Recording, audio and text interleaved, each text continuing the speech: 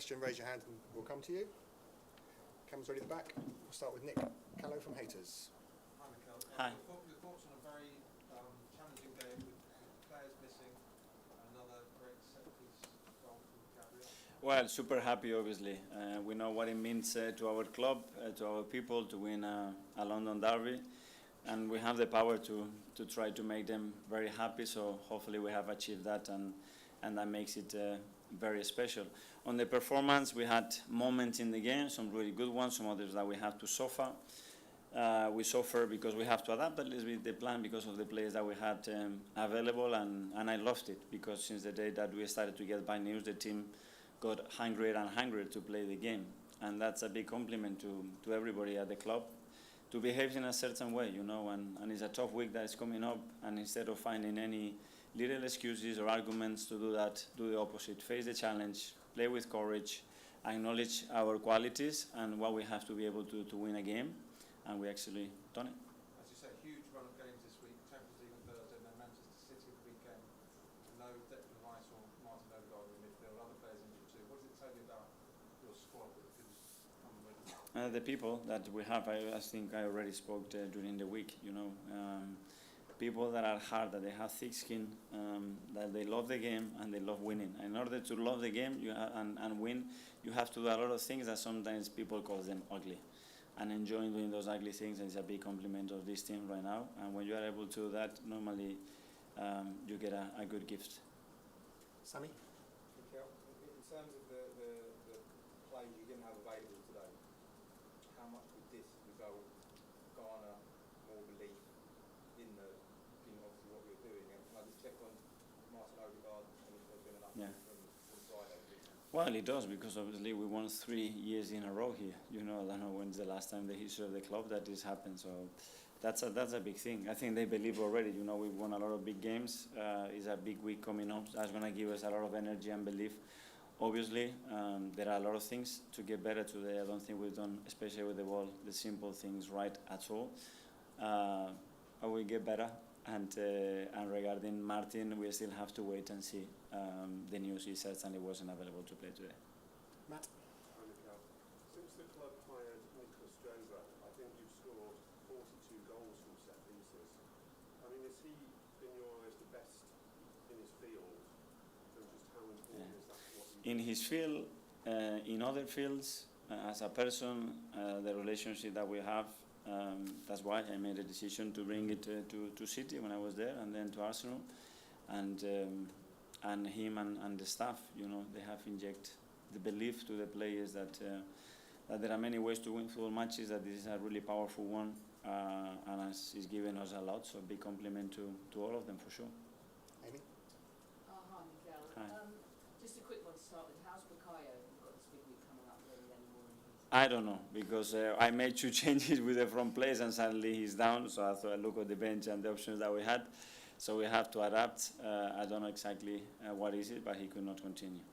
Can I just ask you how interesting a week this has been, trying to prepare with all these new problems coming in and having to, you know, when you have to come up with different solutions and be creative, is that something that you and your staff have enjoyed? Did you lose sleep? I didn't enjoy because I didn't sleep much, because I looked at Spurs for 4 or 5 days. I had a super clear plan how to do it. I prepared everything, the sessions, the meetings, and then one news, we lose a player, another news, we lose another player, another news, we lose a player, so I have to completely change it and adapt the plan to the players that we had available. So it was a great challenge. And what does it tell you about the players that you do have, that they're so willing to change things so quickly and you say, I need you to do this, I need you to do this? That they adapt. Loving the game means that you are able to do things regardless of the context. Jorginho loves the game. He loves the game. He doesn't play it, but loves winning. And when he's not playing, he's throwing like an animal at his age after winning everything. So when you ask him to play 90 minutes, like he hasn't played probably for the last 5 months, he's able, even cramping everywhere, managed to do it. The same with Jurgen. He's been a year out. He hasn't played 90 minutes at all, and he was struggling today. But he managed to do it for the team. And like others, Kai, I don't know without a precision already how many minutes he's played, and it was unbelievable, all of them. But that's the spirit and the characters that we have that I love. Miguel? Hi, Mikel. Defence and the team seemed very comfortable defending close to their own goal. happy with that? Is that what you wanted? And if so, does that speak to how the team has evolved over the past 2 years? I didn't want to. I wanted to press much higher, lose the ball in much better conditions, higher off the pitch, and do that. What I didn't want to do with certain players that we had today missing is expose ourselves to a game that they are incredibly good at. So I have to choose, and the reward I think on the other side was much bigger than acquiring certain risks today against this opponent. Ed? And we've got massive week. Obviously, you've got to go to Italy and then go to City. Have you got any concerns about the scheduling of the game on Thursday and then playing City on Sunday? Whether I have or not, I'm sure we're going to play Thursday and, and Sunday and then Tuesday. So it's what it is. We have to adapt to that. We're going to be a top team, a very challenging team that is up there. We're going to have to adapt to those things. Okay, last couple. James? Mikel, I remember when you were here last season, you said both finals, so you were praying for the end. Yeah. Did you feel a little bit calmer in this Yeah. game? It certainly felt like the players did. Yeah. It was, obviously, because after 0-3 to 2-3, you say this cannot happen, and they throw everything at it. They tried today, but I think we looked more composed, better organized, and give very, very little away. And finally to Kai. Mikel, just want a quick word on Gabriel. Slept with a massive goal today and was man of the match performance. Maybe, I know you value him very highly, but maybe externally doesn't get the praise of someone like Italy or someone like that in the background. But what can you say about him and how important he is for your team?